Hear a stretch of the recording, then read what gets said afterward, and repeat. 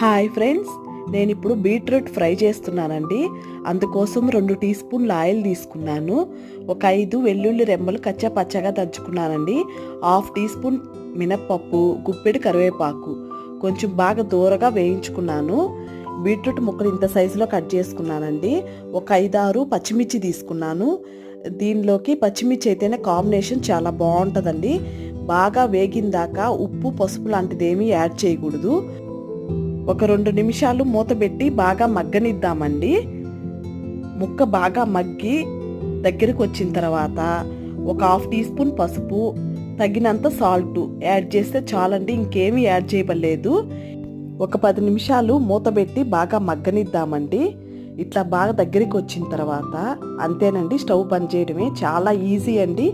తక్కువ ఐటమ్స్తో beetroot fry ఈజీగా చేసుకోవచ్చు. ఒకసారి ట్రై చేసి చూడండి. Thank you for watching.